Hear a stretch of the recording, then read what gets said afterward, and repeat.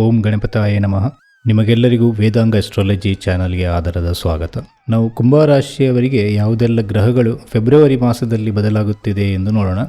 ಇದರ ಪ್ರಭಾವದಿಂದ ಯಾವ ಕ್ಷೇತ್ರದಲ್ಲಿ ನಿಮಗೆ ಶುಭ ಫಲ ಇದೆ ಮತ್ತು ಅಶುಭ ಫಲ ಇದೆ ಎಂಬುದನ್ನು ಕೂಡ ನೋಡೋಣ.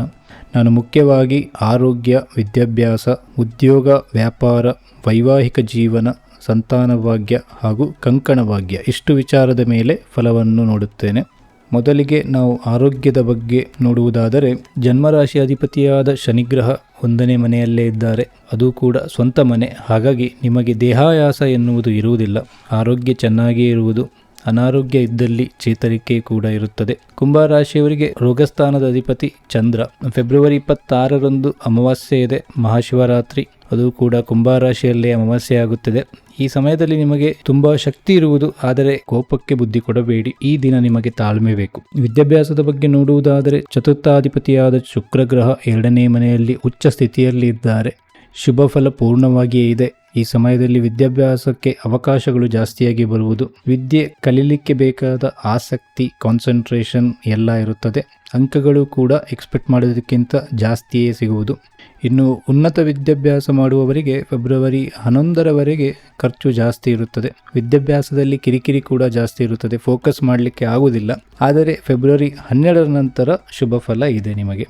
ಉದ್ಯೋಗದ ದೃಷ್ಟಿಯಿಂದ ನೋಡುವುದಾದರೆ, ದಶಮಾಧಿಪತಿಯಾದ ಕುಜಗ್ರಹ ಪಂಚಮ ಸ್ಥಾನದಲ್ಲಿ ಹಾಗೂ ದಶಮ ಸ್ಥಾನವನ್ನು ಲಾಭಾಧಿಪತಿಯಾದ ಗುರು ನೋಡುವುದರಿಂದ ಉದ್ಯೋಗದಲ್ಲಿ ಇರುವವರಿಗೆ ಧನಲಾಭ ಇದೆ. ಪ್ರಮೋಷನ್, ಇಂಕ್ರಿಮೆಂಟ್ ಎಲ್ಲ ಸಿಗುವ ಲಕ್ಷಣ ಇದೆ.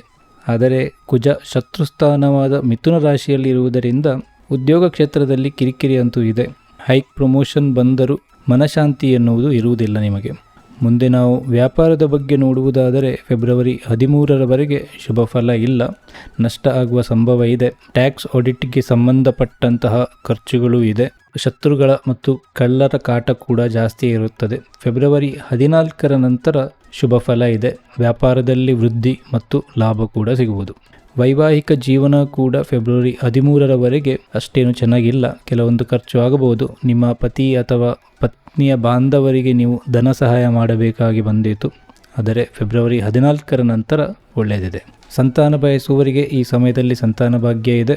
ಮದುವೆ ಬಯಸುವವರಿಗೆ ಫೆಬ್ರವರಿ 13ರ ನಂತರ ಕಂಕಣ ಭಾಗ್ಯ ಇದೆ. ನೀವು ನಮ್ಮ ಚಾನಲ್ಗೆ ಸಬ್ಸ್ಕ್ರೈಬ್ ಮಾಡದೇ ಇದ್ದಲ್ಲಿ ಇಂತಹ ವಿಡಿಯೋವನ್ನು ನಾನು ಇನ್ನು ಮುಂದೆ ಹಾಕುತ್ತಾ ಇರುತ್ತೇನೆ. ಅದನ್ನು ನೋಡಬೇಕಾದರೆ ಸಬ್ಸ್ಕ್ರೈಬ್ ಮಾಡಿ. ಇಷ್ಟರವರೆಗೆ ಹೇಳಿದ್ದೆಲ್ಲ ಗೋಚಾರ ಫಲಗಳು. ನಿಮ್ಮ ಮೂಲ ಜಾತಕದಲ್ಲಿ ಗ್ರಹಗಳ ಉಪಸ್ಥಿತಿಯ ಮೇಲೆ ಈ ಫಲದಲ್ಲಿ ವ್ಯತ್ಯಾಸ ಬರಬಹುದು. ನಿಮ್ಮ ಮೂಲ ಜಾತಕದ ಫಲವನ್ನು ನೋಡಲು ಇಚ್ಛಿಸುವುದಾದರೆ ನೀವು ಹುಟ್ಟಿದ ದಿನಾಂಕ, ಸಮಯ ಹಾಗೂ ಸ್ಥಳದ ವಿವರವನ್ನು ಸ್ಕ್ರೀನ್ನಲ್ಲಿ ಬರುವ ಈ ಇಮೇಲ್ಗೆ ಕಳುಹಿಸಿ. ಈ ವಿಡಿಯೋವನ್ನು ಪೂರ್ತಿ ನೋಡಿದ್ದಕ್ಕೆ ಧನ್ಯವಾದಗಳು. ಸರ್ವಜನ ಸುಖಿನೋ ಭವಂತು.